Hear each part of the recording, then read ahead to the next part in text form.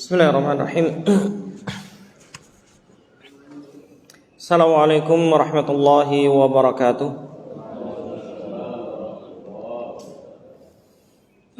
Alhamdulillahi nahmaduhu wa nasta'inuhu wa nastaghfiruh wa na'udzu billahi min shururi anfusina wa sayyiati a'malina. Man yahdihillahu fala mudilla lahu wa man yudlilhu falan tajida lahu waliyan mursyida. Asyhadu an la ilaha illallah wahdahu la syarika lah wa asyhadu anna Muhammadan abduhu wa nabiyyuhu wa rasuluh la nabiyya wa la rasula ba'dah. Allahumma salli wa sallim wa barik wa zid ala habibika wa nabiyyika Muhammad wa ala alihi wa sahbihi wa man tabi'ahu bi ihsan ila yaumil qiyamah. Khudi fillah syadakumullah. Alhamdulillah, di kesempatan pagi hari ini Allah Subhanahu wa taala masih membangunkan kita dalam kondisi iman dan kita mengawali aktivitas kita dengan keimanan. Semoga Allah Subhanahu wa taala nanti wafatkan kita dalam kondisi keimanan dan husnul khatimah. Salawat dan salam kita aturkan pada junjungan kita Nabi Muhammad sallallahu alaihi wasallam, serta keluarga dan para sahabat-sahabatnya, para tabi'in, tabi'it tabi'in dan orang-orang yang mengikuti mereka hingga akhir zaman nanti. Selanjutnya, di kesempatan pagi hari ini saya ingin melanjutkan berkaitan dengan pembahasan tawassul atau wasilah. Sahabat sekalian dan rahmati Allah Subhanahu wa taala, dari segi bahasa sebenarnya tawassul itu artinya adalah perantara atau mengambil perantara. Ada beberapa makna dari tawassul dalam beberapa nas atau syariat Allah Subhanahu wa taala dalam Al-Qur'an dan Sunnah. Ada beberapa makna dari tawassul. Di antaranya tawassul itu kadang-kadang bermakna doa, yakni berwasilah dalam doa, perantara doa. Sehingga banyak juga hadis-hadis tentang hal ini. Kemudian kadang-kadang tawassul juga diartikan sebagai ibadah, ya. Sehingga inilah yang kemudian disebutkan oleh para ulama sebagai perantara ibadah. Ini yang dalam pembahasan akidah itu adanya jelas keharaman dan larangan yang nanti akan diulas insyaallah tentang ibadah yang melalui perantara-perantara sebagaimana orang-orang musyrikin atau orang-orang yang berbuat syirik atau mensekutukan Allah Subhanahu wa taala. Saudara sekalian yang dirahmati Allah Subhanahu wa taala, sehingga oleh para ulama dibahas ketika seorang beribadah, ya, kepada Allah Subhanahu wa taala, hakikatnya tidak perlu perantara. Seorang beribadah kepada Allah Subhanahu wa taala langsung tanpa adanya penghalang dan perantara. Karena inilah yang menjadikan kesyirikan yang terjadi, baik itu dari pertama kali terjadinya kesyirikan di zaman Nabi Nuh alaihi salam, di mana di zaman Nabi Nuh alaihi salam itu manusia masih satu umat. Manusia masih satu umat. Ya, maka Allah Subhanahu wa taala firmankan dalam Al-Qur'an apa? Kana nasu ummatan wahidah. Dulu manusia itu satu umat, belum banyak. Ya, maka kemudian terjadi banyak sekali umat-umat yang kemudian inilah menyebar di seluruh dunia, yang kemudian Allah mengutus para nabi ya dan rasul untuk membimbing mereka. Sama sekali Allah Subhanahu wa taala, sebagaimana kita ketahui, seluruh manusia ini adalah keturunan dari Nabi Nuh alaihissalam. Tentu setelah Nabi Adam ya. Nabi Adam, kemudian di zaman Nabi Nuh Allah hancurkan semua ya, kecuali orang-orang yang beriman. Yang tersisa hanyalah beberapa orang. Ada yang meriwayatkan yang mengikuti Nabi Nuh alaihissalam itu 80 orang, laki-laki dan perempuan. Ada yang mengatakan 40 orang, bahkan ada riwayat yang menyebutkan 20 orang. Sehingga banyak meriwayatkan bahwasanya semua ini kemudian selanjutnya tidak melahirkan keturunan-keturunan yang terus langgeng, kecuali keturunan dari Nabi Nuh sendiri. Ya. Loh kan Kan'an sudah ditenggelamkan. Oh ya, Kan'an ditenggelamkan. Setelah itu kemudian Nabi Nuh menikah lagi. Ya. Dengan kaumnya yang kemudian apa? Melahirkan berbagai keturunan. Makanya nanti pernah saya sebutkan ya tentang bagaimana tanda-tanda hari kiamat, munculnya Ya'juj dan Ma'juj, yang itu adalah dari keturunan Nabi Nuh juga. Ya. Dari Sam bin Nuh ya kalau nggak salah. Ya, ini kemudian termasuk semua manusia ini adalah dari keturunan Nabi Nuh alaihissalam. Karena ada yang namanya Ham, ada Tanuh dan lain sebagainya. Dari anak-anaknya Nabi Nuh inilah yang kemudian menyebar di seluruh dunia, yang kemudian menjadi berbagai ras yang ada di seluruh dunia ini.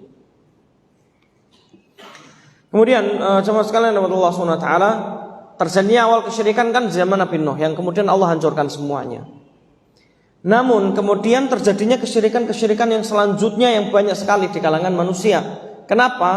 Anggapan manusia bahwasanya mereka tidak mampu untuk beribadah langsung kepada Allah Subhanahu wa taala, sehingga membutuhkan perantara-perantara dalam ibadah mereka. Sehingga mereka tidak langsung menyembah Allah, tapi menyembah perantara-perantara ini supaya nanti akan menyampaikan maksudnya kepada Allah Subhanahu wa taala. Sebagaimana kekufuran yang terjadi atau kesyirikan yang terjadi kaum Madian, begitu juga kaum Saleh dan nabi-nabi yang lainnya. Ya, kesyirikan itu semuanya adalah disebabkan mereka menganggap ya bahwasanya mereka ingin beribadah kepada Allah, tapi mereka merasa kurang pas kalau langsung. Logikanya itu kalau kita langsung menghadap Allah Subhanahu wa taala enggak bisa, karena kita ini masih banyak dosa katanya. Maka harus ada perantara di antara kita dengan Allah yang bisa menyampaikan maksud kita kepada Allah Subhanahu wa taala, yang mereka ini dekat dengan Allah. Makanya akan didapati nanti zaman Allah Subhanahu wa taala dalam sejarah ada kaum yang menyembah malaikat. Ya, kaum yang menyembah malaikat. Kenapa? Mereka menganggap malaikat ini adalah orang terdekatnya Allah, makhluk terdekatnya Allah. Sehingga yang mampu menyampaikan maksud adalah malaikat. Ada yang menyembah nabinya, tidak perlu dibahas lagi. Ada yang menyembah nabinya. Ada juga yang menyembah api. Ada yang menyembah matahari. Ya, menyembah matahari. Ada yang menyembah bulan dan lain sebagainya. Semuanya ini adalah karena anggapan-anggapan praduga atau dugaan-dugaan yang tidak didasari dengan ilmu. Sehingga orang-orang kafir Quraisy juga sama. Orang-orang kafir Quraisy tidak pernah terjadi kesyirikan sebelumnya di kalangan bangsa Quraisy atau bangsa Arab di Jazirah Arab. Mulai terjadinya kesyirikan ketika munculnya Amr bin Luhai yang setelah berdagang ke arah Syam, kemudian ia melihat ada sebagian orang-orang ya'kufuna 'ala sanam, mereka beriktikaf atau mengelilingi atau mereka duduk ya di depan atau di hadapan berhala.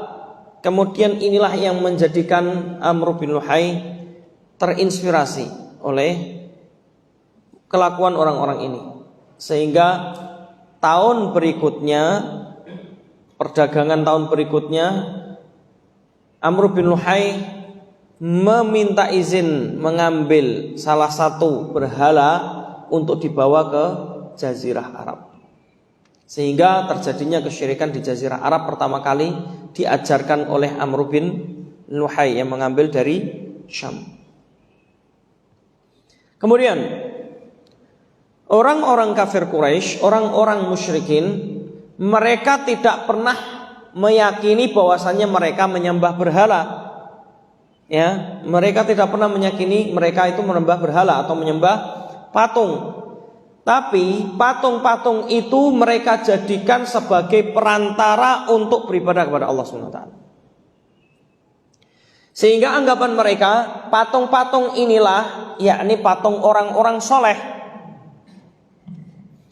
Dalam sejarah disebutkan patung itu adalah orang-orang soleh yang dahulu ada di antara mereka.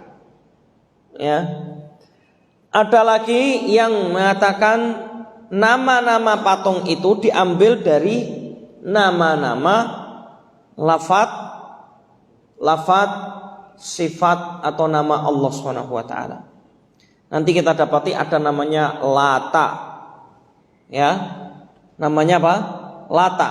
Lata ini dari nama Allah, ya, kata Allah, maka mereka mengambil dari kata Allah menjadi Lata. Kemudian ada Uzza, ini dari kata Aziz. Al-Aziz, Allah mempunyai sifat Al-Aziz dan mempunyai nama Al-Aziz. Maka kemudian mereka juga mengambil itu menjadi nama berhala mereka, yakni Al-Uzza. Kemudian juga Manat, ini dari kata-kata Al-Mannan.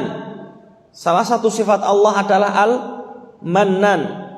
Maka kemudian mereka menamai juga berhala mereka menjadi nama Manat. Yang ketiga ini adalah patung-patung berhala-berhala terbesar di Makkah pada saat itu,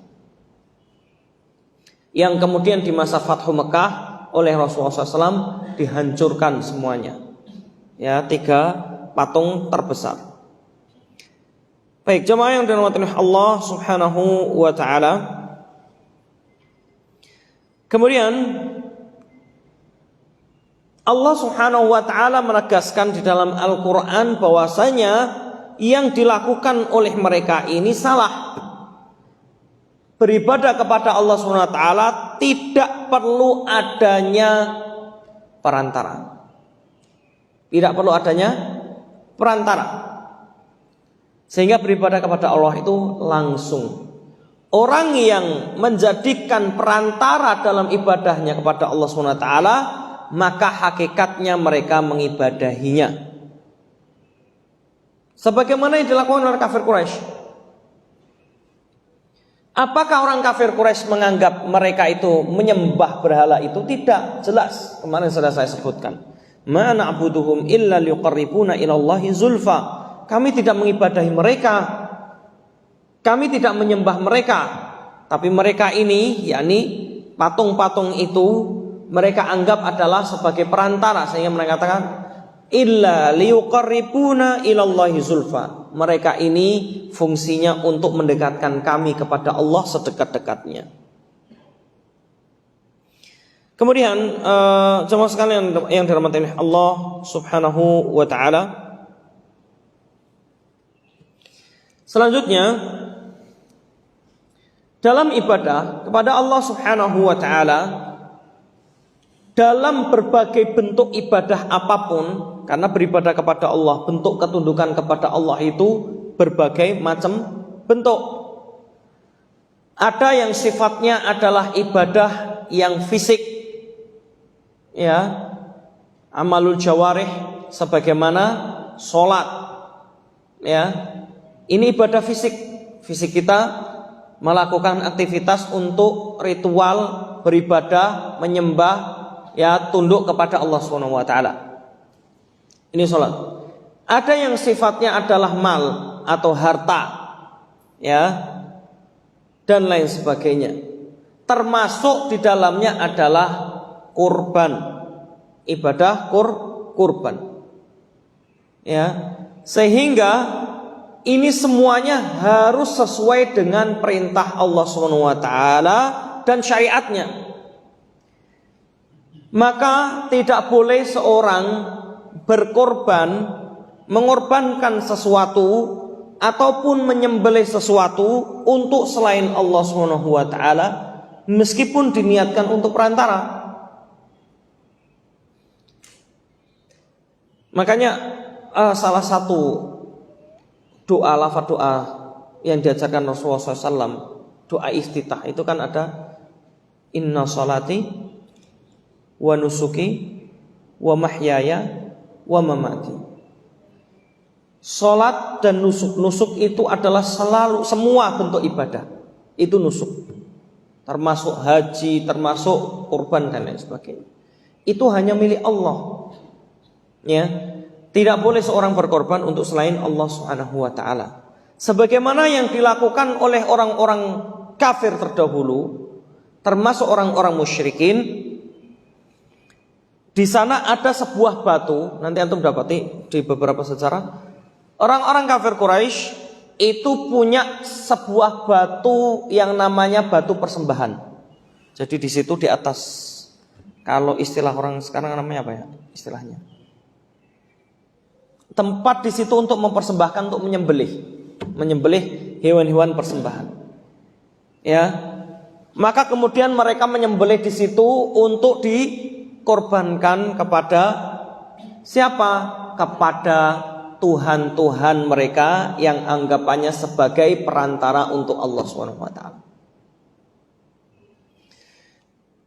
Makanya ini ada muncul nanti pertanyaan sahabat ketika ada seorang sahabat datang kepada Rasulullah SAW, ya Rasulullah, gimana hukumnya jika kami menyembelih di atas batu persembahan, tetapi kami menyembelihnya untuk Allah, kan gitu ya, bukan untuk berhala-berhala sebagaimana zaman jahiliyah dulu. Ini ya. Taib, jamaah yang dirahmati oleh Allah Subhanahu wa taala. Sehingga perantara-perantara ini berbagai macam bentuknya. Ada yang perantaranya adalah tadi berhala, ada yang malaikat, ada yang matahari, bahkan ada para nabi, bahkan orang-orang soleh juga. Nah, ini semuanya adalah bentuk perantara-perantara dalam sebuah ibadah. Dalam hal ini, jamaah yang dirahmati Allah Subhanahu wa taala, maka para ulama Ahlussunnah wal Jamaah sepakat, ya, mensepakati tidak terkecuali bahwasanya jika seorang beribadah dengan perantara-perantara apapun perantaranya, bentuknya, maka itu adalah syirik. Ya, itu adalah syirik. Maka pembahasan syirik itu adalah adanya perantara dalam ibadah. Contohnya banyak sekali. Ya, contohnya banyak sekali. Yang menyembah nabi, orang-orang Nasrani yang menyembah nabinya. Ya, bukan hanya Nasrani. Sebagian besar orang Yahudi juga menyembah nabinya sebagai perantara. Tahu siapa? Ya. Banyak sekali. Konon ada yang namanya Uzair. Ada yang mengatakan, sebagian mengatakan ini dulu adalah nabi. Ada yang mengatakan orang soleh, Uzair. Makanya Allah SWT katakan di dalam Al-Quran apa? Ya, wa qalatin nasara al-masih ibnullah, wa qalatil yahudu Uzair ibnullah, wa qalatin nasara al-masih ibnullah. Kata Allah SWT dalam Al-Quran, orang-orang Yahudi berkata Uzair adalah anak Allah. Ya, orang-orang Nasrani mengatakan siapa? Al-Masih, yakni Isa Al-Masih itu adalah anak Allah Subhanahu wa taala. Allah jelaskan semuanya, itu anggapan-anggapan mereka, kata Allah Subhanahu wa taala dalam ayat ini. Padahal tidak pernah sekali Allah Subhanahu wa taala mengambil anak. Makanya jelas sekali ikhwah, tauhid yang kuat sekali ada di dalam surat Al-Ikhlas. Allah jelaskan dan Allah ya benar-benar ya tegaskan dalam surat ini. Qul huwallahu ahad. Katakanlah Allah itu ahad. Ahad itu artinya apa? Apa artinya, Pak? Ahad, satu-satunya atau tunggal. Makanya dalam tafsir itu disebutkan, kenapa Allah tidak mengatakan qul huwallahu wahid? Kenapa, Pak?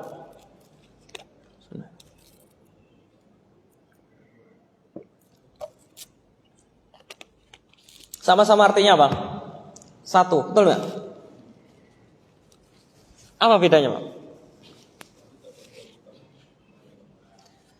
Kalau wahid ada isnani, ada dua, ada tiga, ada selanjutnya. Kalau ahad, antum tidak akan pernah dapatkan yang namanya ahad ada selanjutnya, tidak ada. Kecuali hari ahad beda ya. Ya, nggak ada. Yang ada wahidun, isnani, salasatun ada. Tapi ahadun sudah nggak ada. Ya, nggak ada lagi lafadz selanjutnya. Makanya disebutkan ahad itu artinya adalah apa? Tunggal satu-satunya. Ya, ahad. Allah membahasakan dengan bahasa yang sangat indah sekali. Qul huwallahu ahad. Kemudian Allahu as-samad.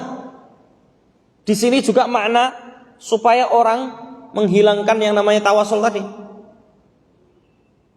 Ini kita belum bahas tentang tawasul doa ya. Tawasul ibadah. Contohnya apa? Orang-orang musyrikin Makkah yang beribadah kepada perantara-perantara tadi. Maka disebutkan Allahus Samad. Samad itu artinya apa? Yang disandari, ya, tempat sandaran segala sesuatu, itu Samad. Yang tidak membutuhkan orang lain. Maknanya begitu. Jadi nggak bisa diartikan, kalau saya katakan nggak bisa diartikan secara langsung harfiah satu kata untuk Samad. Karena maknanya adalah di dalamnya makna yang disandari dan dia tidak butuh orang lain. Kalau kita disandari, masih kita butuh orang lain, betul enggak? Maka kita tidak bisa dikatakan Somad. Ya. Somad ini adalah salah satu nama Allah SWT, As-Somad. Makanya boleh menamai anaknya Abdus Somad. Nah, gitu semua. Ustadz Abdus Somad. Ya Ustaz. Ini maknanya adalah Somad itu apa? Yang disandari. Ya. Dan tidak butuh orang lain. Itu Somad. Allahus Somad. Terus kemudian apa? Lam yalid walam yulad. Tidak beranak. Artinya Allah tidak mempunyai keturunan. Ikhwah yang perlu difahami sebelum saya bahas selanjutnya. Ketika ada sifat yang sempurna bagi makhluk, belum tentu sifat itu sempurna bagi Allah. Juga sebaliknya. Sifat yang tidak sempurna bagi makhluk, belum tentu itu adalah sifat yang tidak sempurna bagi Allah. Karena Allah mensifati dirinya. Ya. Allah mensifati dirinya sendiri. Dan itu terserah Allah SWT. Contohnya apa tadi? Namanya seorang makhluk kalau tidak punya keturunan, itu sifat sempurna atau enggak? Sempurna atau enggak? Enggak. Bagi makhluk itu tidak sempurna, tapi bagi Allah itu adalah kesempurnaan. Kalau ada makhluk nggak punya keturunan, itu sesuatu yang kurang sempurna. Tapi bagi Allah itu adalah kesempurnaan.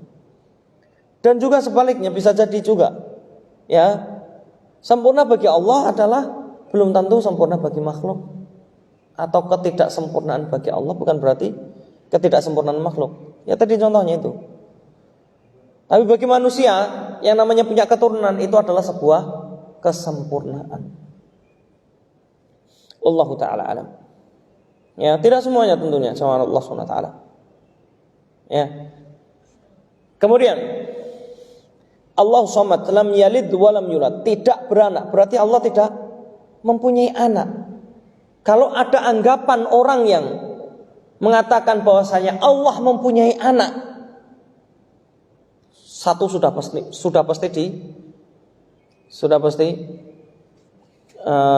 ini adalah sesuatu yang tidak benar.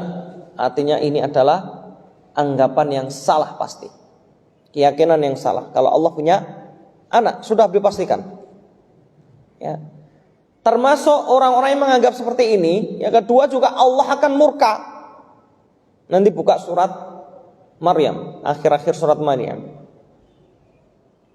Ya, Allah katakan, mereka mengatakan Allah mempunyai anak.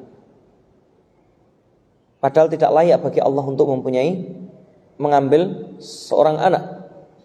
Ya, sampai Allah katakan hampir saja langit terbelah. Ya, gara-gara perkataan itu. Ini perkataan bahwasanya Allah punya anak, karena Allah murka sekali. Sampai langit takut, saking takutnya langit bisa terbelah. Langit itu. Bukan hanya langit, Pak, karena gini ya, kalau Allah sudah murka, maka semua makhluk nggak ada yang berdaya, takut semua. Ya, hanya manusia yang ingkar, yang tidak rasa takut kepada Allah Subhanahu wa taala. Coba bayangkan, di hari akhir di mana dibangkitkan seluruh makhluk di mahsyar, semuanya dikumpulkan, kemudian semua berdiri menghadap Allah Subhanahu wa taala, termasuk para malaikat. Saat itu saja ketika neraka Jahim dan neraka Jahanam ditampakkan, di mana neraka Jahim dan neraka Jahanam menyala-nyala, hari itu para malaikat langsung tersungkur sujud, dan para nabi, gara-gara takut kepada Allah dan azabnya. Ini para malaikat, para nabi. Lalu kita gimana? Ya, ini menunjukkan bahwasanya saking besarnya rasa takut mereka pada Allah SWT. Para malaikat juga sama. Tidak ada yang berani berkata, tidak ada yang berani mendongakkan kepalanya hari itu, karena takut kepada Allah SWT. Baik, kemudian cuma Allah SWT, lam yalid walam yulad, dan tidak diperanakkan. Artinya Allah nggak punya bapak, nggak punya ibu. Ya, maka pertanyaan orang bodoh, dan ini merusak dari tatanan akidah, adalah ketika orang bertanya bahwasanya kalau Allah itu menciptakan sesuatu, lalu Allah dari mana? Ini pertanyaan orang bodoh. Maka termasuk Ibnu Qayyim itu menjelaskan ini pertanyaan yang menyesatkan, pertanyaan orang awam, dan ini bagian dari apa? Was-was syaitan, godaan syaitan. Syaitan itu menggoda supaya apa? Manusia tergelincir. Ya. Baik.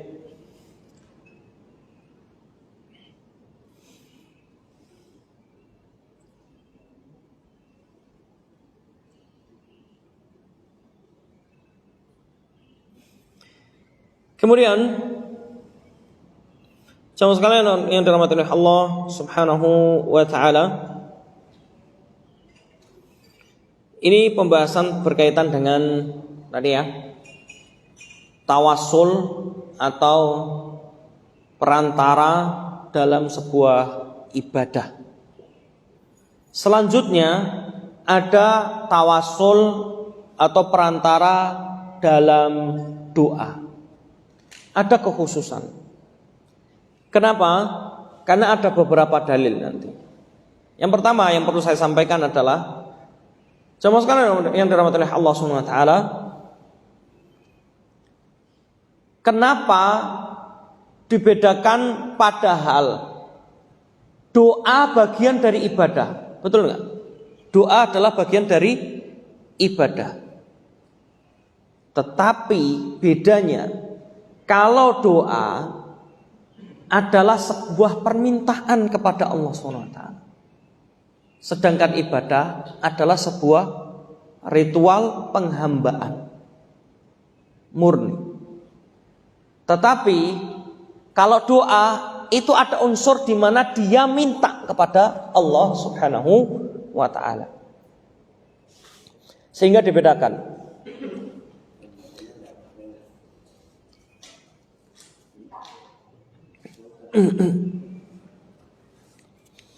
Lalu bagaimana hukumnya bertawasul atau menjadikan perantara dalam doa ketika meminta? Kalau kita contohkan analoginya, ada seorang meminta kepada bapaknya, ya kan? Orang minta kepada bapaknya atau ibunya, atau rakyat meminta pada pemimpinnya, pemerintahnya, ya. Dan itu permintaan berarti apa? Dari bawah ke atas. Ya, kalau dari atas ke bawah artinya apa? Nyuruh. Ya, nggak ada minta, nyuruh. Ya, karena kalau dari atas ke bawah nggak mungkin orang minta, itu nggak. Ya, itu nyuruh atau maksa. Ya, kalau ada harta di situ milik rakyat yang ingin dimiliki, ya ambil paksa. Ya. Bahasanya minta tapi ambil paksa. Kalau memang nggak mau tetap diambil. Ini bedanya. Maka kemudian orang yang meminta kepada seseorang hakikatnya itu adalah murni keinginan untuk kepentingan dirinya. Paham nggak? Untuk kepentingan dirinya. Saya minta, maka untuk kepentingan siapa? Saya. Nggak mungkin saya minta untuk kepentingan kamu, gitu, enggak. Orang doa hakikatnya adalah ia meminta kepada Allah untuk kepentingan dia, supaya hajatnya selesaikan oleh Allah Subhanahu wa taala. Khawatirillah rahimakumullah, maka di sini ada beberapa pembahasan. Yang pertama, ada tawasul atau perantara dalam doa yang disepakati oleh seluruh ulama. Tidak ada yang berbeda pendapat. Jadi ada dua nanti. Yang pertama adalah tawasul atau menjadikan perantara dalam doa yang disepakati seluruh ulama. Ulama sepakat akan kebolehannya. Yang kedua, ulama berbeda pendapat. Ada yang membolehkan, ada yang tidak membolehkan. Ini perlu saya jelaskan supaya tidak terjadi kesalahpahaman sebagian, karena urusan ini ada sebagian orang yang terlalu tasyaddud, terlalu keras, sehingga mengatakan tidak boleh.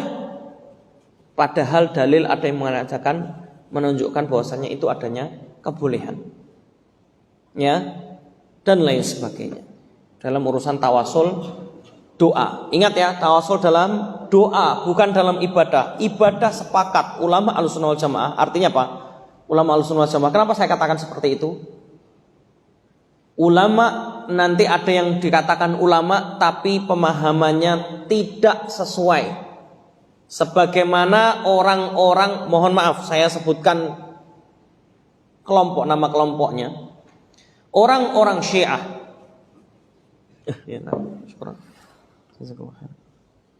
Orang-orang Syiah yang menganggap bahwasanya mereka meminta kepada siapa? Kepada siapa? Kepada imam-imam mereka. Bagi Syiah Imamiyah, Syiah itu macamnya banyak, Pak. Meminta kepada imam-imam mereka, ini yang disebut dengan Syiah Imamiyah. Mereka punya imam itu 12. Itu semua keturunan Ali dari Fatimah. Ya. Nanti ada berbagai macam. Atau meminta kepada orang-orang yang dianggapnya sebagai orang suci, laki maupun perempuan. Makanya nanti mereka didapati, saya pernah punya videonya sebenarnya. Mereka meminta bukan kepada Allah, tapi jelas-jelas meminta kepada manusia, yakni Zainab. Zainab ini bukan anaknya Rasulullah SAW yang dimaksud. Siapa Zainab ini? Cicitnya Ali bin Abi Thalib. Ada nanti namanya Zainab. Ya. Mereka meminta jelas-jelas, wahai Zainab, ya, selesaikan hajat kami. Ini jelas-jelas. Ya. Jadi ini dalam hal doa mereka. Termasuk dalam ibadah mereka sama. Ya. Mereka tidak menganggap adanya Al-Quran itu seperti Al-Quran kita. Tidak. Mereka menganggap bahwasanya meyakini Al-Quran yang ada pada tangan kita ini Al-Quran yang belum sempurna. Banyak didustakan, banyak hilang. Al-Quran yang sesungguhnya adalah Al-Quran Mushaf Fatimah. Ya, keyakinan mereka Mushaf Fatimah, ya, yang tebalnya 6 kali lipat, kalau nggak salah seingat saya 6 kali lipat dari Quran yang sekarang, katanya mereka. Karena banyak didustakan oleh para sahabat, makanya mereka mengkafirkan banyak sekali sahabat. Hampir seluruh sahabat itu kafir semua. Ini beneran keyakinan mereka. Seluruh sahabat itu kafir semuanya, kecuali orang-orang tertentu. Satu Ali, ya, dan keturunannya. Ya. Kemudian yang kedua siapa? Yang kedua sahabat yang pernah ikut menuduh Aisyah berzina, tapi sudah bertobat dan dicambuk oleh Rasulullah SAW. Siapa? Miqdad al-Aswad. Ya, Miqdad al-Aswad. Yang ketiga siapa? Salman al-Farisi. Siapa Salman al-Farisi? Orang Persia, Pak. Orang Persia. Persia itu sekarang di mana? Iran. Paham ya? Tahu nggak? Apa namanya korelasinya, tahu kan? Kenapa tidak dikafirkan? Karena dari Iran.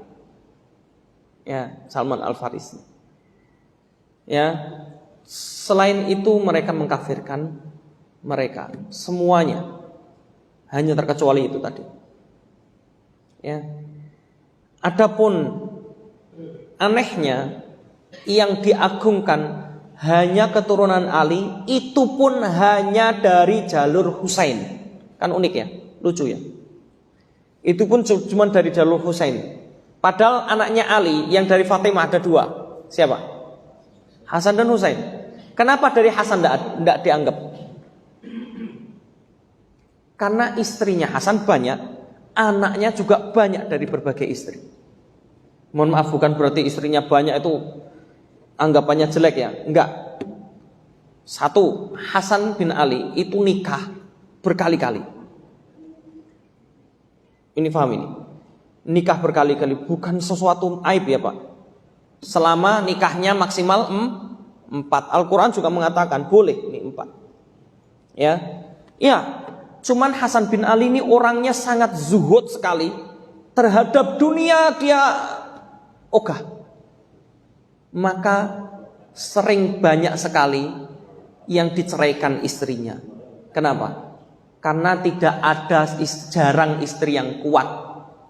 Hidup bareng sama orang zuhud itu jarang yang kuat. Buktikan sama saya. Coba Pak, ada yang istrinya nggak makan 2 hari, 3 hari, siap. Oh, saya acungi jempol nih, istrinya hebat ini. Jarang yang kuat bersama Hasan. Padahal orang-orang pengen sekali menikahkan anaknya dengan Hasan, tapi nggak ada yang kuat, jarang kuat. Makanya banyak minta cerai, ngerti nggak? Karena aku kuat kalau hidup kayak gini. Jarang perempuan itu yang kuat hidup seperti itu. Hasan bin Ali itu sangat zuhud. Contohnya nih, peperangan beliau jadi komandan di zaman Muawiyah. Begitu jadi komandan perang, menang.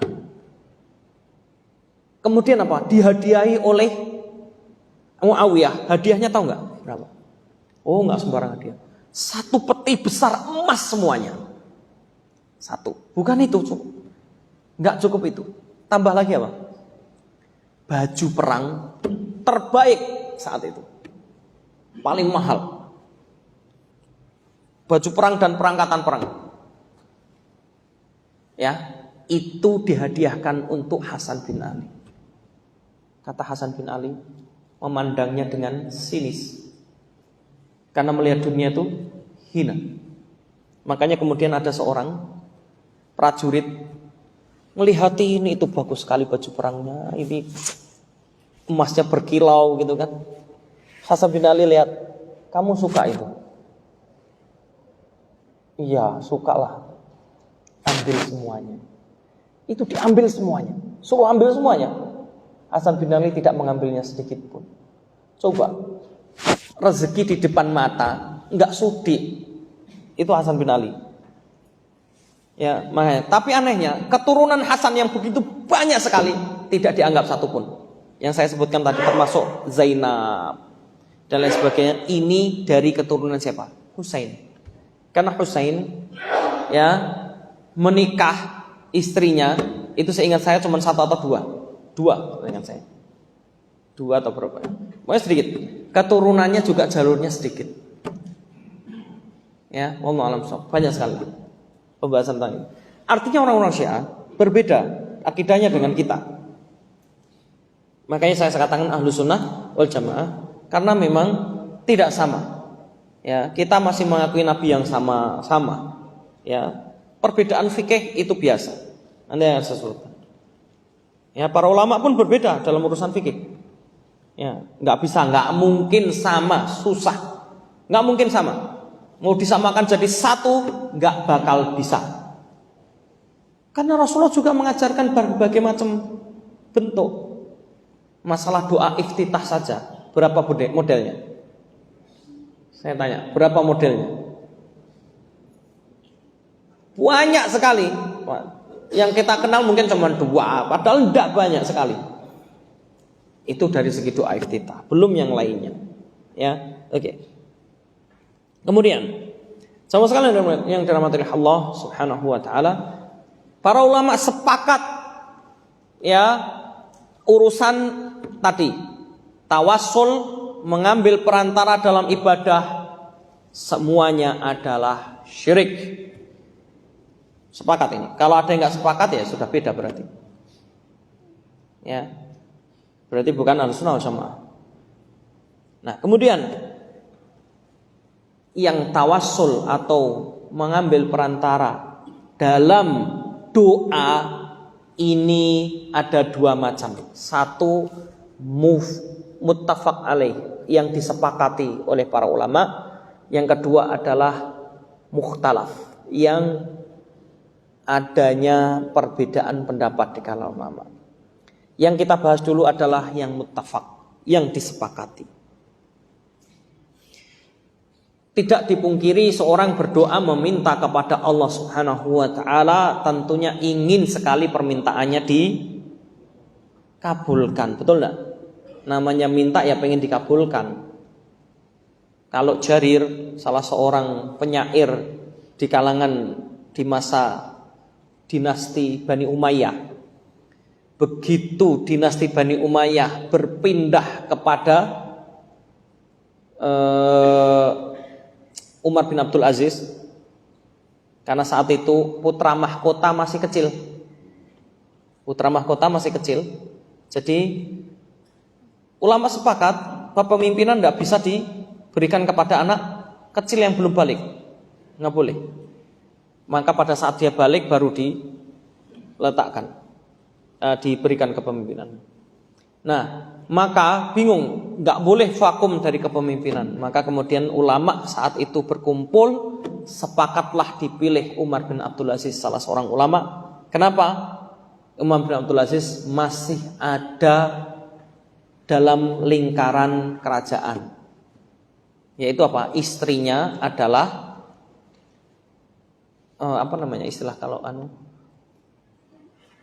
istrinya masih keluarga kerajaan, ya, maka kemudian beliau jadi khalifah.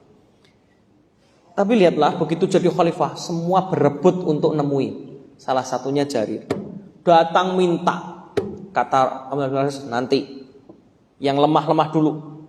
Maka yang datang itu yang diterima dulu orang-orang fakir dari kalangan perempuan dulu, janda-janda dan lain-lain datang semuanya, kasih semua. Terakhir Jarir datang, dia duda, dia miskin duda. Karena pengen permintaannya dikabulkan, ya silahkan, kata Umar bin Abdul Aziz. Kemudian apa? Dia muji Umar bin Abdul Aziz. Padahal Umar bin Abdul Aziz nggak suka dipuji. Dipuji dengan syairnya yang masya Allah indahnya. Ya, masya Allah indah sekali. Saya pernah hafal, cuma lupa sekarang syairnya. Udah lama sekali ini. Syairnya dipuji. Begitu dipuji, udah selesai, udah. Kamu minta apa?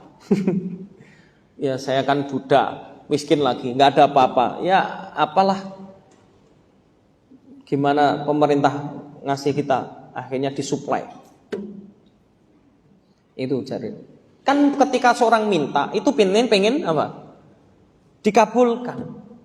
Sehingga sebagian orang itu menganggap kalau permintaannya khawatir tidak dikabulkan. Dalam doa ini tidak boleh. Tetapi seorang ketika berdoa, berharap supaya doanya diterima, dia mencari sesuatu supaya lebih kuat permintaannya. Betul enggak? Karena nanti ada makna, ya, makna dari wasilah itu kadang-kadang maknanya syafaat. Kadang-kadang maknanya syafaat. Contohnya syafaat itu begini, Pak. Syafaat itu perantara juga, bedanya perantara orang gitu ya. Contohnya gini. Supaya saya dikasih, maka saya kirim orang yang paling dekat dengan dia. Ya. Nah, ini syafaat. Atau supaya saya diselamatkan, maka apa? Saya kirim orang, kamu harus dipenjara. Supaya nggak dipenjara, semua. Saya kirim orang yang terdekat supaya ngelobi, supaya diringankan atau udah nggak dipenjara. Nah, ini namanya syafaat. Sebagaimana yang terjadi orang-orang kafir Quraisy itu dulu, orang-orang di kalangan Bani Mahzum, Bani Gomidiyah, seingat saya. Ada seorang wanita dari kalangan Gomidi. Gomidi itu termasuk nasab yang tinggi. Mahzum, Gomidi ini istilahnya kaum terpandang. Ada seorang wanita yang berzina. Bukan Mahzumiyah berarti, saya lupa. Kalau yang Gomidi yang berzina, kalau yang Mahzum yang mencuri. Ada seorang wanita yang mencuri. Mencuri apa? Selendang. Cuma nyuri selendang, tapi harus dipotong tangan, Pak. Jangan sembarangan ya. Selendangnya selendang sutra, bertatahkan emas. Nggak mahal gimana? Mahal sekali. Dia nyuri selendang sutra bertatahkan emas. Ketahuan. Maka dipotong tangan. Akhirnya Bani Mahzum sebelum dieksekusi potong tangan wanita ini, ngirim seorang yang bernama siapa? Usamah bin Zaid, supaya jadi syafaat, datang kepada Rasulullah minta keringanan, jangan dipotong tangan lah, ya. Maka Rasulullah marah sekali. Usamah bin Zaid siapa? kesayangan Rasulullah. Anaknya siapa? Zaid bin Harithah. Zaid bin Harithah itu siapa? Halo, anak angkatnya Rasulullah SAW. Sampai dulu tuh dianggap Zaid bin Harithah itu bin Muhammad. Zaid bin Harithah itu dianggap Zaid bin Muhammad Rasulullah SAW.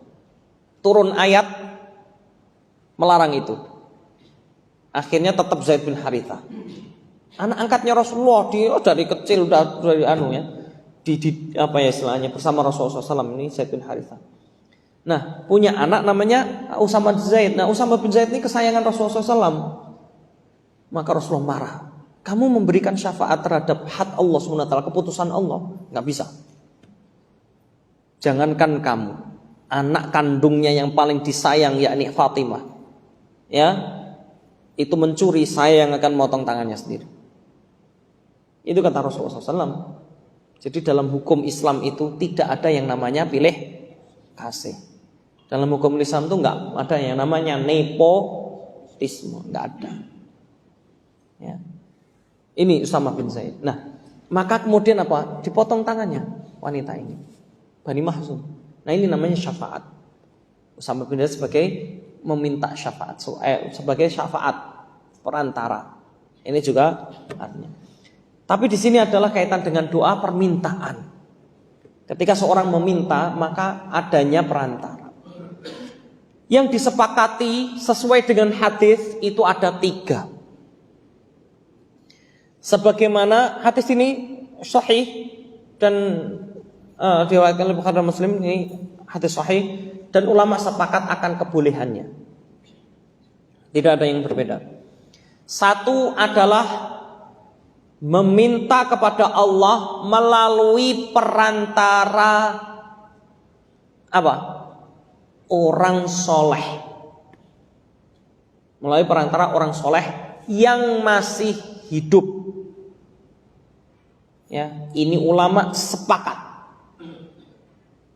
Contohnya, antum datang kepada kiai atau datang kepada ustadz atau datang kepada ulama, tolong doakan saya. Ini boleh. Berarti dia nggak langsung doa kepada Allah minta, enggak, melalui perantara orang, paham ya? Untuk supaya hajatnya dikabulkan oleh Allah SWT.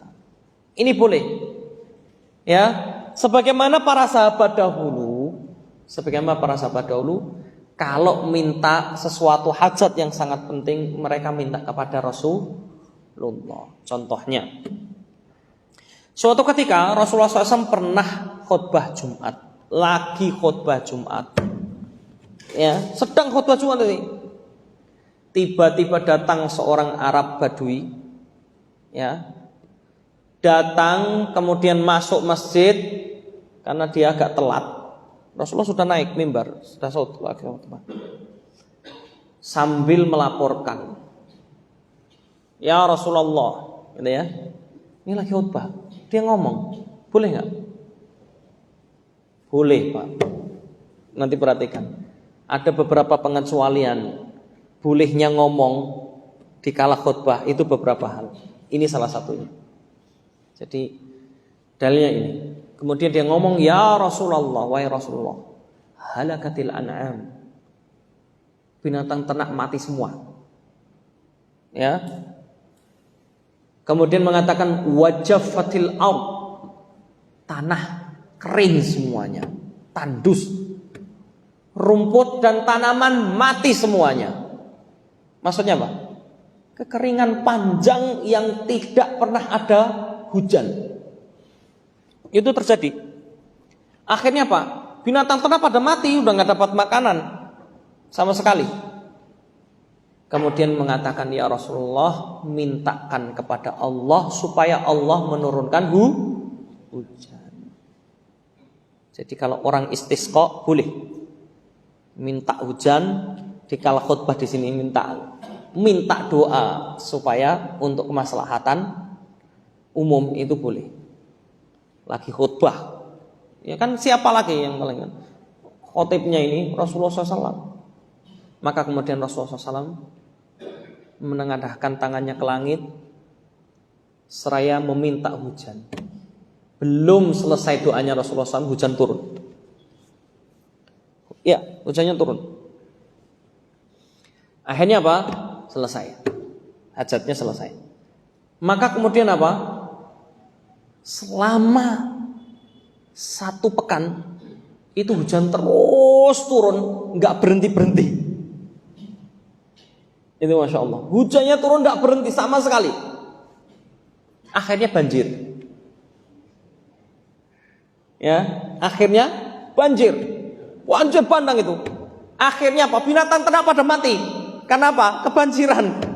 Nah ini kan orang yang sama lapor lagi, ya Rasulullah, binatang ternak mati semua kebanjiran. Ngerti nggak? Sama aja, rumput-rumput habis, ya tanaman-tanaman habis karena banjir. Iya enggak? Kalau banjir kan menghajar semuanya yang ada. Maka Rasulullah tersenyum seraya kemudian Rasulullah berdoa. Di waktu yang sama, yakni pada saat khutbah Jumat. Doanya gimana Rasulullah? Allahumma hawalaina la alaina. Masya Allah, ini bagus sekali lafadznya. Ya Allah, berikan kepada kami, sekitar kami, ya, sebagai apa? Rizki bagi kami, la alaina, tidak azab bagi kami. Ini bahasanya simpel tapi maknanya begitu. Ala itu biasanya artinya menimpa, berarti sesuatu musibah. Artinya, ya Allah, jadikan hujan ini sebagai rahmat darimu untuk kami, hawalaina. Hawalaina itu artinya sekitar kami. Ya, la alaina, tidak ada bagi kami. Allahumma fil anhar.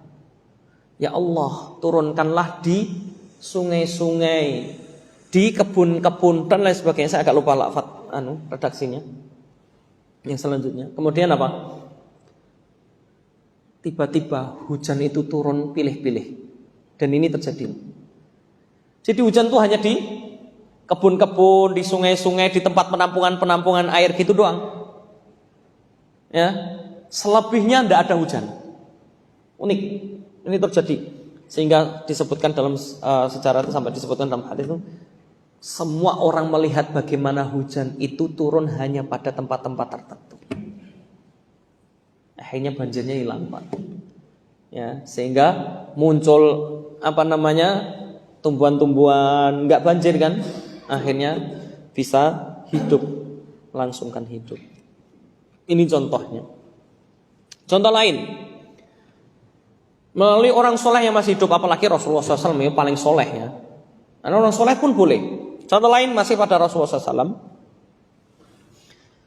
Sahabat pernah sakit, ya, sakit dan meminta untuk didoakan oleh Rasulullah SAW. Satu, ada seorang wanita yang kena penyakit ayan, punya penyakit ayan, minta doakan. Kata Rasulullah SAW, kamu saya doakan sembuh, atau kamu bersabar, kamu dapat surga. Kemudian wanita ini bilang, oh saya milih sabar aja, nggak apa-apa, saya tetap punya penyakit ini, tapi saya sabar tapi dapat surga. Akhirnya wanita ini, kalau gitu doakan saya supaya kalau penyakit ayannya kambuh, aurat saya tidak tersingkap. Tahu penyakit ayan enggak? Kan penyakit ayan itu kan kalau nggak sadar ya, kalau auratnya bisa tersingkap. Maka sejak saat itu akhirnya didoakan oleh Rasulullah SAW supaya kalau kambuh ayannya maka tidak tersingkap auratnya. Sejak saat itu tidak pernah tersingkap auratnya. Namanya perempuan kan ya. Ada lagi macam-macam. Ya, ini adalah semua adalah tawassul dari orang yang soleh yang masih hidup. Contoh yang lainnya adalah para sahabat, ya, para sahabat setelah sepeninggal Rasulullah SAW pernah terjadi kekeringan yang serupa. Kekeringan ini sampai benar-benar berbulan-bulan bahkan tahun. Sehingga kemudian mereka sholat istisqa dan meminta hujan. Ketika mereka sholat dan meminta hujan, di sini zaman siapa? Khilafahnya atau khalifahnya adalah Umar bin Khattab. Salah satu sahabat yang doanya tidak pernah ditolak oleh Allah SWT. Karena ada hadisnya. Rasulullah pernah bersabda untuk siapa? Pamannya, Abbas bin Abdul Muttalib. Abbas bin Abdul Muttalib itu kalau berdoa tidak akan pernah ditolak. Itu ada dari Rasulullah SAW. Maka kemudian apa? Umar bin Khattab mengatakan, ya Allah, kami dahulu meminta kepada nabimu, memintamu kepadamu melalui nabimu. Hari ini kami meminta kepadamu melalui paman nabimu. Maka Abbas bin Abdul Muttalib kemudian berdoa dan menengadahkan tangannya ke langit. Baru menengadahkan tangan ke langit, belum berdoa, hujan turun. Ini Abbas bin Abdul Muttalib. Ya, Masya Allah, ya, Abbas ini salah satu kelebihannya beliau itu, doanya selalu dikabulkan oleh Allah SWT. Ya, ini. Tapi orang seperti ini nggak minta terus biasanya. Minta kepada Allah terus ya, tapi untuk akhiratnya. Ya, ini karena permintaan Rasulullah dan para sahabat itu selalu apa? Urusan akhirat. Ya Allah, minta surga begitu. Kalau kita kan enggak, dunia. Kadang-kadang begitu ya. Ini bedanya. Orang seperti ini nggak pernah minta dunia, enggak. Minta paling hujan itu karena sifatnya untuk kehidupan, ya, kehidupan bersama. Ya. Ini Abbas bin Abdul Muttalib.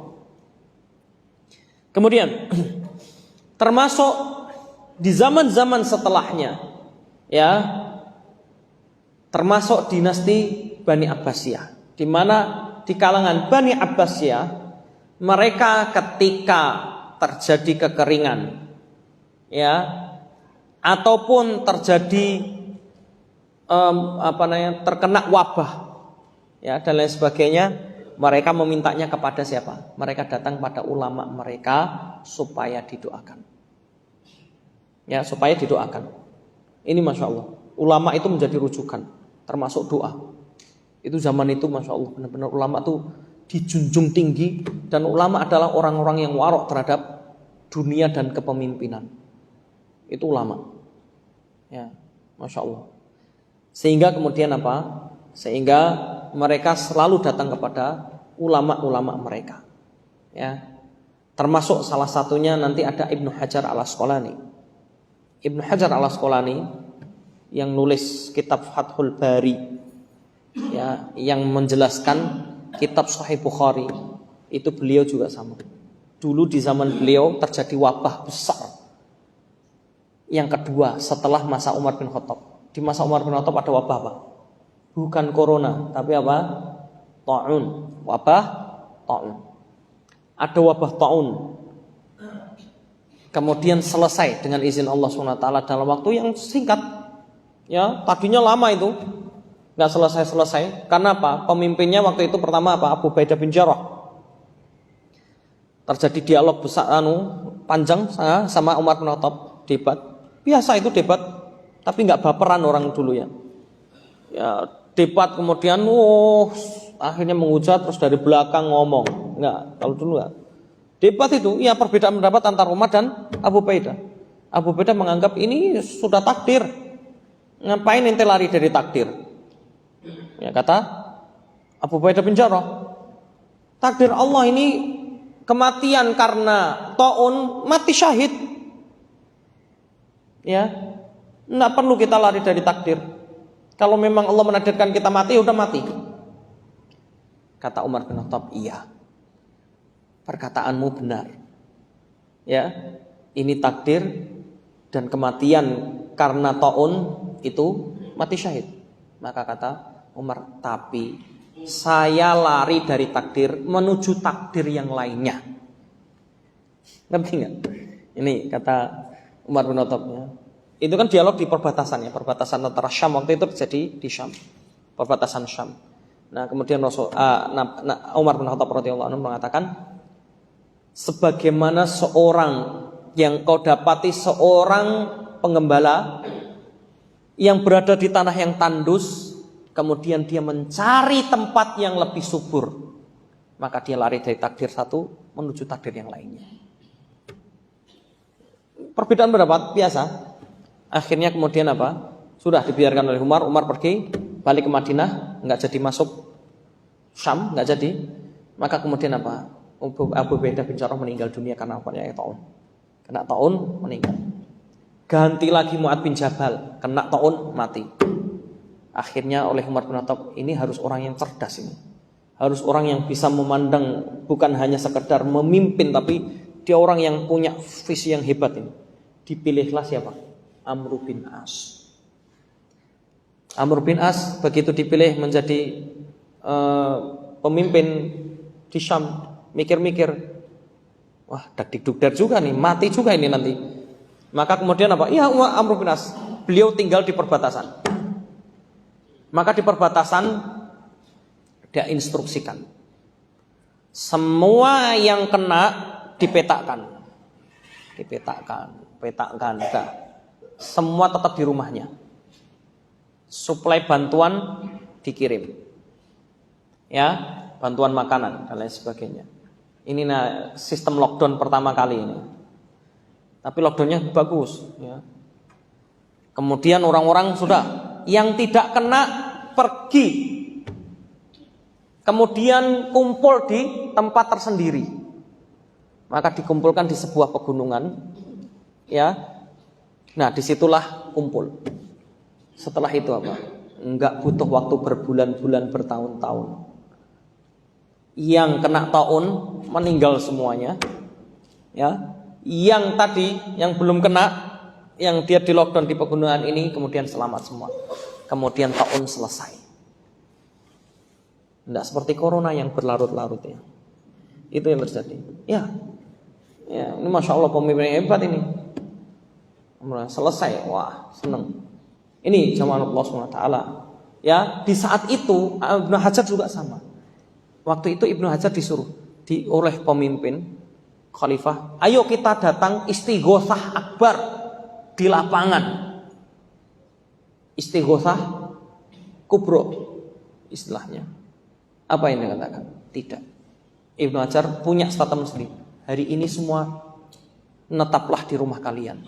Nih, datang ke ulama. Apa yang dilakukan Ibnu Hajar? Doa sambil nulis buku juga di rumah, nggak keluar rumah sama sekali. Ini yang banyak yang ngikuti. Setelah itu apa? Pemimpinnya, ya malah banyak orang-orang yang setelah istighosah kena taun mati gara-gara istighosah. Kenapa? Yang sudah terjangkit menularkan. Akhirnya kemudian mengikuti instruksi dari ulamanya dan mereka semua berdoa. Nah, Ibnu Hajar masya Allah ulama besar masa itu. Maka kemudian apa?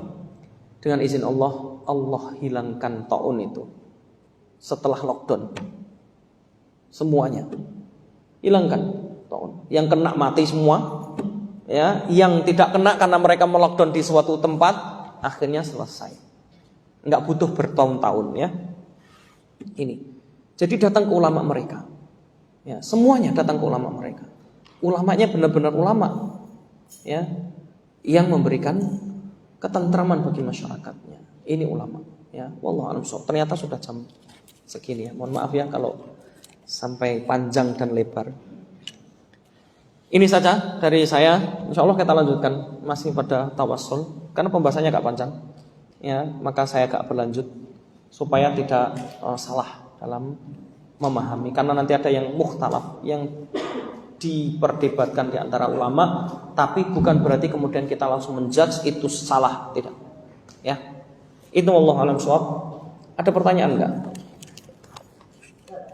Cukup 2 saja, ya, silakan. Siapa dulu? Silakan.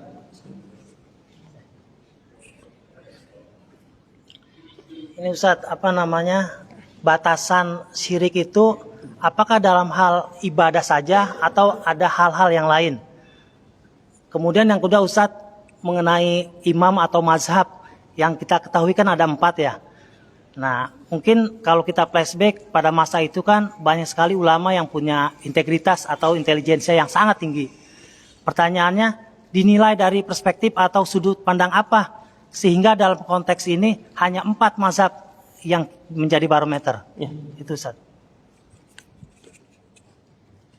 Silakan.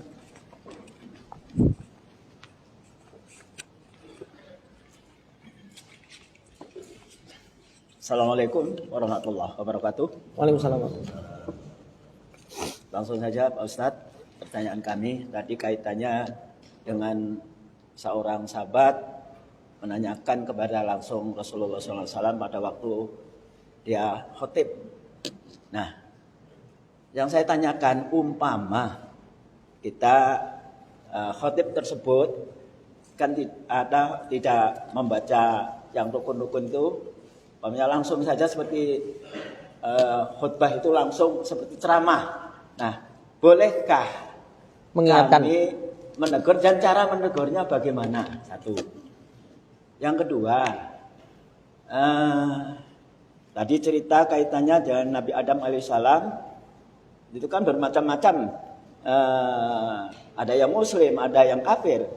Dan kemudian setelah itu zaman Nabi Nuh alaihissalam itu ada gara-gara Allah Subhanahu wa taala memberikan azab, kemudian akhirnya berpasang-pasangan kan itu, setelah itu diberikan anu. Nah, yang saya tanyakan sekarang ini anak sekarang ini kritis sekali, beda dengan anak dulu. Itu kalau anak dulu tuh jarang pertanyaan-pertanyaan. Ini kalau dulu seniko dawuh, ya, kalau bahasa Jawanya itu ya anak orang dulu. Nah, yang saya tanyakan ini, maaf, tadi kan cerita tentang masalah Nabi Nuh, ya. Nabi Nuh kan tentunya punya keturunan, punya istri. Mohon maaf, istri daripada Nabi Nuh alaihissalam itu siapa? Saya sering di dalam tarikh itu sering saya terjebak, karena kalau tarikh kan tidak terdetail gitu kan, tidak ya kan.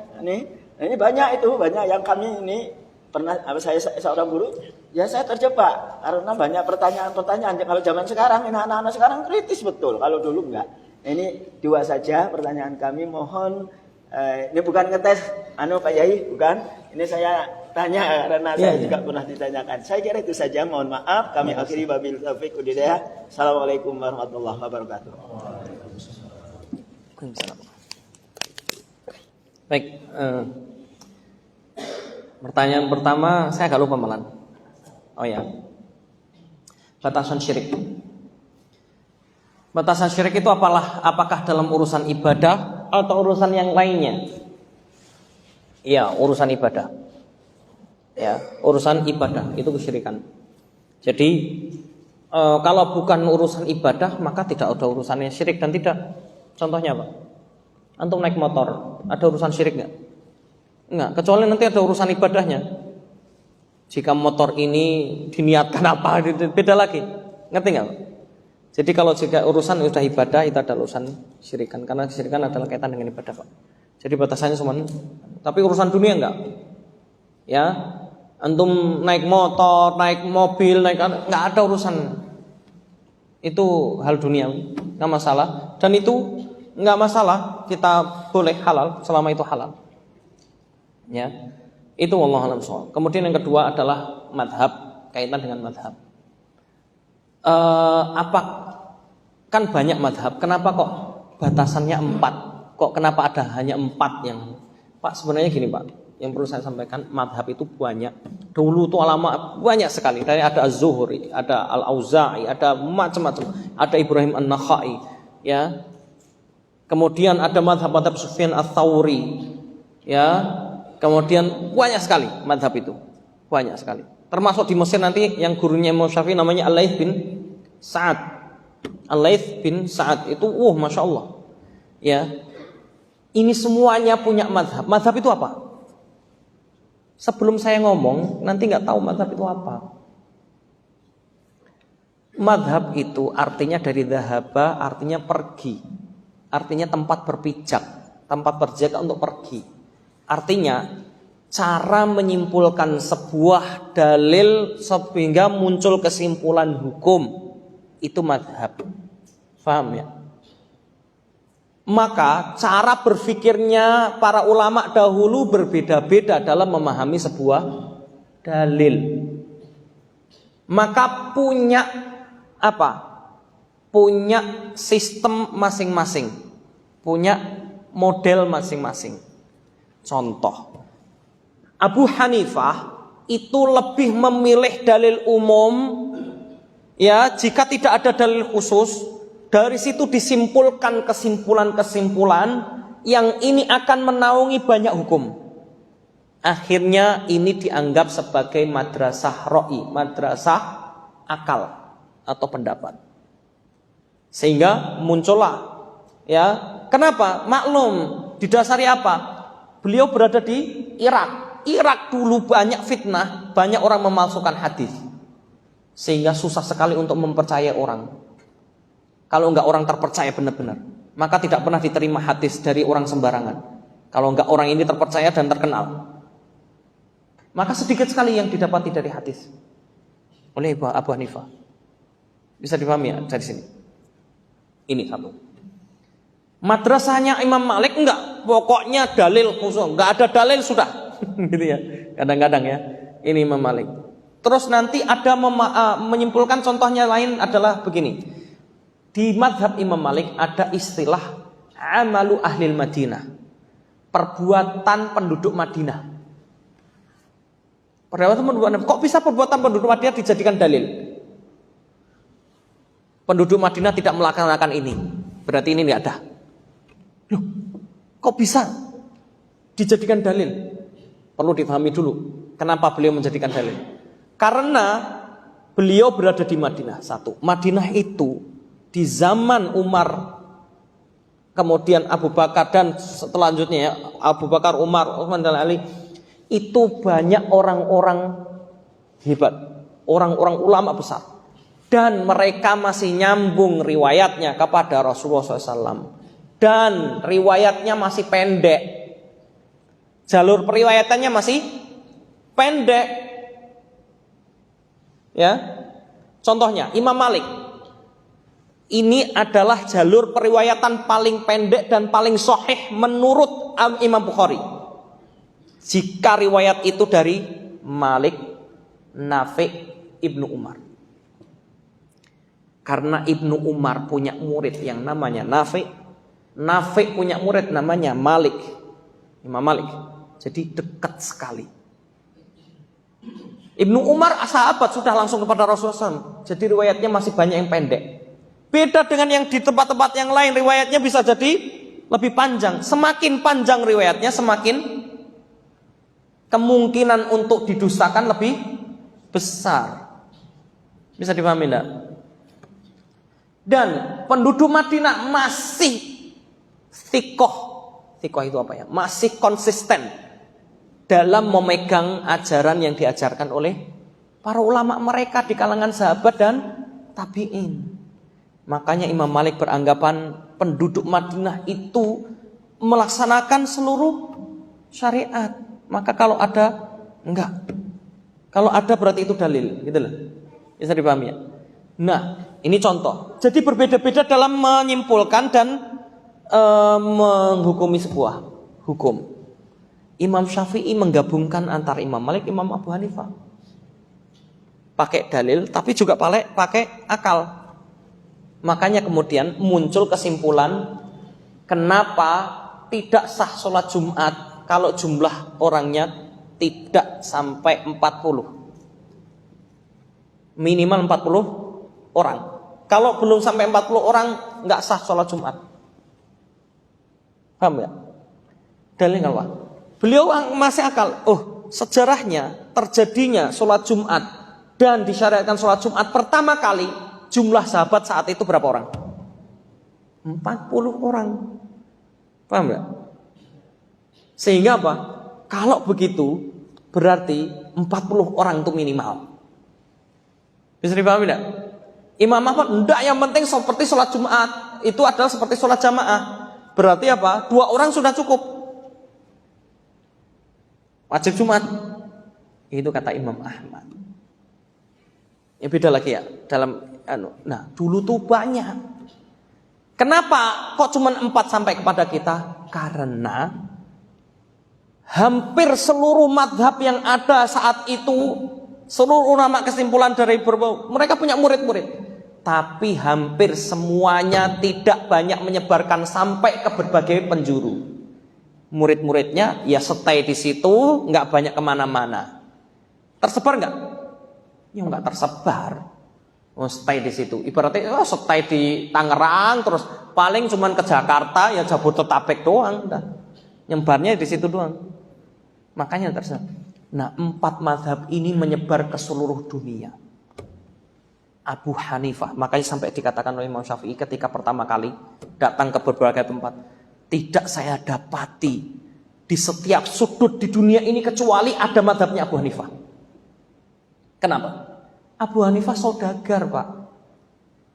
Saudagar kaya. Beliau kalau namanya saudagar dulu itu mesti apa? Kemana-mana, paham ya? Dagang kemana sambil menyebarkan madhabnya. Dakwah lah istilahnya gini-gini. Akhirnya menyebar di seluruh penjuru. Itu madhabnya Abu Hanifah. Madhab Imam Malik sama, murid-muridnya yang nyebarin. Imam Malik memang stay, nggak banyak di mana-mana, tapi muridnya di berbagai tempat menyebar banyak sekali. Bisa dipahami. Makanya antum dapati di daerah Maroko itu madhabnya Malikiyah. Ya, sebagian besar Eropa itu madhabnya Malikiyah. Agak sedikit berbeda memang. Nah ini contohnya. Ya, termasuk Imam Syafi'i dan Imam Ahmad juga kemana-mana, maka tersebar banyak yang sampai kepada kita 4. Itu Pak. Yang lainnya nggak banyak tersebar. Termasuk Alaith bin Sa'ad yang di Mesir. Gurunya Imam Syafi'i. Sampai Imam Syafi'i komentar itu apa? Saya tidak pernah saya mengatakan kata Imam Syafi'i dikatakan saya dapati Alaith bin Sa'ad itu lebih pintar daripada Imam Malik. Ini Alaith bin Sa'ad saudagar kaya padahal. Tapi saking saudagar kaya nggak kemana-mana, stay. Yang kemana-mana siapa? Anak buahnya. Tapi nggak banyak menyebarkan madhabnya. Karena bukan murid-muridnya, bukan murid-murid yang hebat. Beda dengan Abu Hanifah, kemana-mana muridnya orang-orang hebat, semuanya juga menyebarkan madhabnya. Sedangkan Alaith bin Sa'ad enggak. Bisa dipahami nggak? Dan enggak banyak kemana-mana, meskipun saudagar. Makanya kemudian muncul Imam Syafi'i di Mesir, nggak pernah menyebarkan madhabnya selama ada Alaith bin Sa'ad. Sampai belajar dari Alaith bin Sa'ad bertahun-tahun, Alaith bin Sa'ad meninggal dunia, banyak ulama-ulama di Mesir sudah banyak yang meninggal, baru Imam Syafi'i menyebarkan madhabnya, adabnya Imam Syafi'i ini. Makanya di Mesir sekarang banyak kan madhab Syafi'iyah. Paham nggak Pak? Nggak beda jauh dengan Indonesia. Ini Pak, ya itu kan madhab ya. Type selanjutnya. Ya, ketika ada khotib salah, menegur, rukunnya kurang, karena kaitan dengan sahnya dan tidaknya. Gimana cara menegur? Langsung ditegur. Boleh.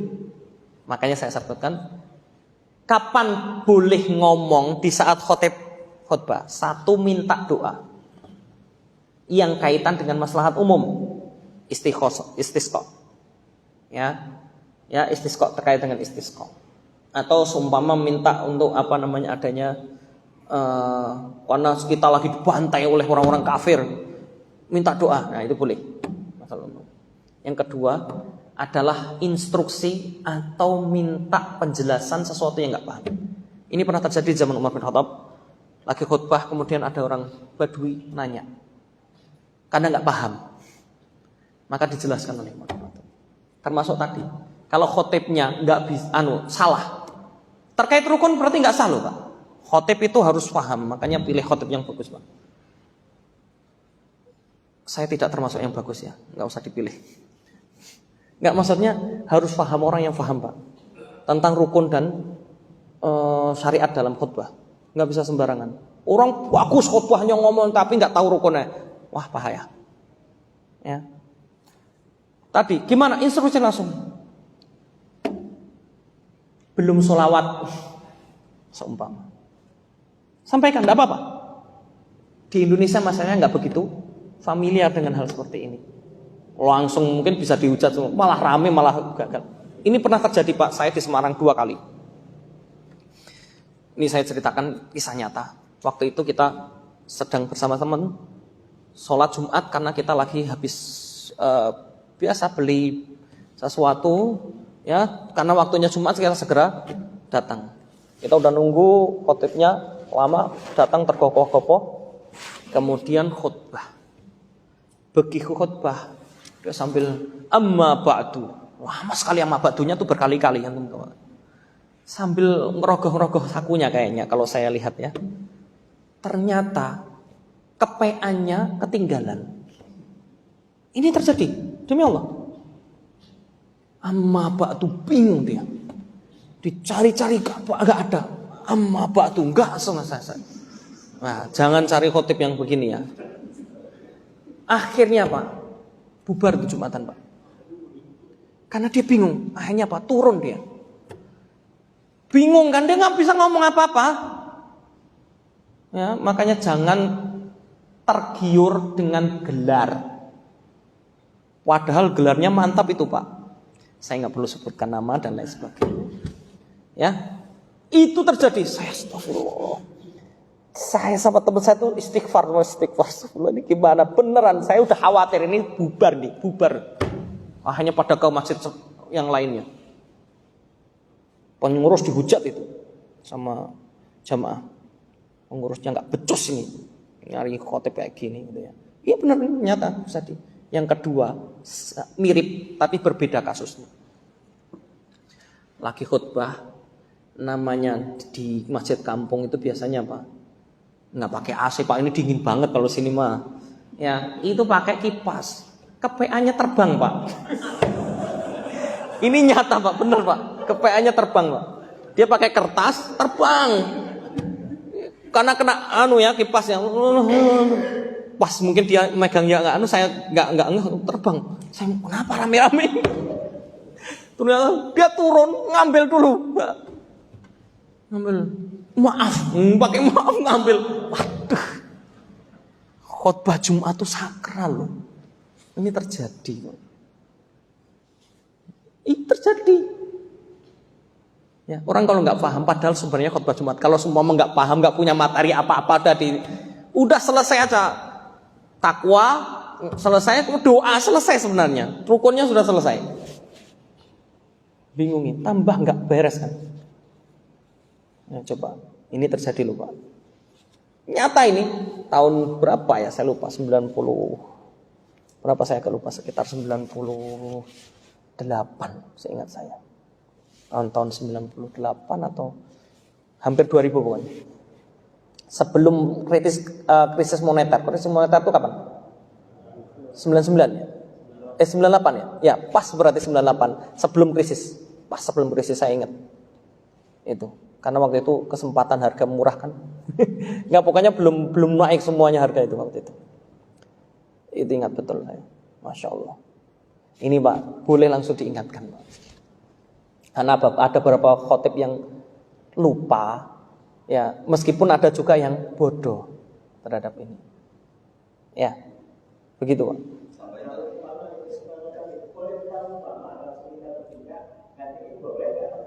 Kalau orangnya khotibnya udah hilang, oh boleh. Oh iya boleh sebenarnya. Tapi kan waktu itu saya juga sebenarnya sudah mau pengen maju saya sama temen tuh, ayo salah satu daerah kita. Tapi kan jamaah sudah bubar, sudah nggak benar. Terus kita siapa? Gitu loh, tahu nggak? Ya kalau di sini orang ada yang kenal. Kita siapa? Orang kita tuh musafir. Iya bukan musafir ya, maksudnya kita orang nggak dikenal tiba-tiba maju. Siapa ente kan gitu kan? Juga nggak sopan juga saya, nggak adab juga kalau saya maju. Ngerti nggak? Saya sebenarnya udah ya Allah gimana ini? Masya Allah ya. Terakhir tadi apa? Oh ya. Antum baca di beberapa literatur para ulama, siapa istri Nabi Nuh hampir jarang sekali, nggak ada yang disebutkan namanya. Perlu catatan dalam syariat Islam Rasulullah SAW itu bedanya dengan syariat sebelumnya Rasulullah SAW adalah ketika adanya cerita tidak pernah mendetailkan cerita. Saya tanya, mana cerita dari syariat Rasulullah SAW yang detail ceritanya? Enggak ada. Luqman Hakim, detail enggak? Enggak. Siapa lagi? Ashabul Ukhdud, dalam hadisnya ada Ashabul Ukhdud. Didetailkan enggak? Enggak disebutkan namanya fulan enggak ada. Ya, Ashabul Kahfi, ada enggak detail? dalam hadis, nggak ada. Kenapa? Fungsinya adalah hikmah dari cerita, bukan cuma ceritanya itu sendiri. Beda dalam Taurat dan Injil, itu detail Pak. Rasulullah pun disebutkan namanya Muhammad, terus nanti disebutkan detail. Kisah Ashabul Kahfi mereka akan disebutkan secara detail dalam Injil. Konon ada yang khilafiyah, ada yang mengatakan sebelum Nabi Isa, ada yang mengatakan setelah Nabi Isa. Gitu ya. Pokoknya detail, cerita itu dikasih detail. Kisah-kisah. Allahu a'lam. Tapi kalau Al-Qur'an tidak. Ya, syariat Rasulullah tidak. Ya, itu hikmahnya adalah hikmah cerita, bukan ceritanya. Begitu ya. Jadi sampaikan itu pelajarannya. Tapi ya termasuk Ashabul Kahfi dan ada cerita-cerita yang sifatnya Israiliyat. Israiliyat itu adalah kisah yang sumbernya diambil dari kitab-kitab Bani Israel. Kitab Bani Israel bukan hanya Taurat dan Injil ya, ada beberapa yang kitabnya dari ulama-ulama mereka. Termasuk nama-nama, ada muncul nama Zulaikha. Ya, zaman Nabi Yusuf muncul nama-nama itu semuanya Israiliyat. Yang Israiliyat itu tergantung sumbernya. Kalau sumbernya dari orang yang terpercaya, maka itu tidak bisa diterima langsung, juga tidak didustakan. Itu sifatnya begitu. Panjang, intinya begitu. Wallahu a'lam bishawab. Ini saja dari saya. Tambah sedikit Ustaz ya. Oh ya, silakan. Sedikit aja, nggak panjang. Ya. Pernah terjadi juga khotib lupa membaca selawat, itu jamaah sah nggak sholatnya? Itu yang pertama. Kedua, begini, misalkan kita musafir, di situ ada imam rawatib. Imam rawatib itu kan sepertinya bisa membaca diri bahwa bacanya kurang bagus. Lalu mungkin ada seorang musafir dipersilahkan itu untuk maju, itu boleh nggak gitu? Itu aja dua. Terima kasih. Kalau khutbah Jumat, gitu ya, lupa rukun, salah satunya selawat ya, rukun. Kira-kira gimana? Saya tanya, khutbah dan sholat itu satu rangkaian atau beda-beda hukum? Ulama Syafi'iyah dan Hanabilah mengatakan satu rangkaian. Salah satu di antara nggak ada, maka tidak sah. Ngerti nggak? Serangkaian. Maka orang ikut khutbah doang, nggak ikut sholat, itu tidak sah. Kalau kata Imam Syafi'i. Atau sebaliknya, orang ikut sholat doang. Kalau Imam Ahmad bin Hanbal, ini khilaf ya. Kalau ikut sholat doang sah, ya masih sah. Tapi itu serangkaian, berarti dia terlambat. Tapi itu serangkaian, sepakat itu serangkaian. Artinya kalau salah satunya tidak sah, berarti apa? Tidak sah. Allahu a'lam. Berarti kalau saya mengikuti pendapat ini, sah nggak? Nggak sah. Ngam ya? Nggak sah. Yang dosa siapa? Pengurus. Khotibnya sama pengurusnya. Menanggung dosanya jamaah. Apalagi yang nunjuk Ustaz ya. Ya, ini ya. Ini wallahu a'lam bishawab. Kemudian tadi kalau ada kita musafir dalam sebuah safar, kemudian ada ini merasa oh saya kurang silahkan, boleh nggak kita maju? Kalau dipersilahkan boleh. Kalau enggak dipersilahkan, tiba-tiba maju ini enggak sopan. Sebagaimana sabda Rasulullah SAW, Rasulullah SAW mengatakan hendaknya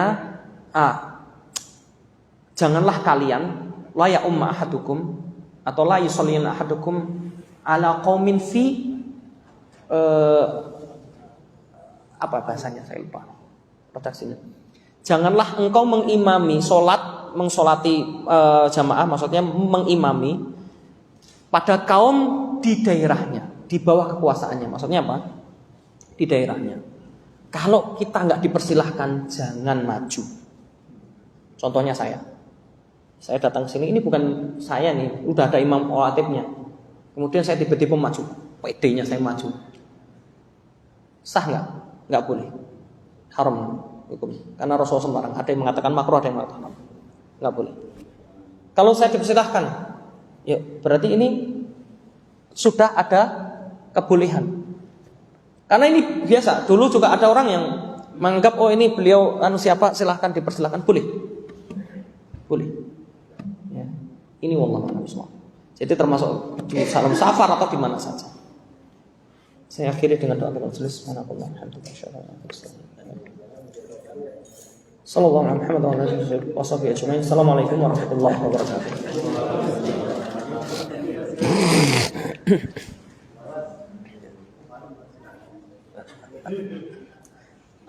Ada Pak Adi.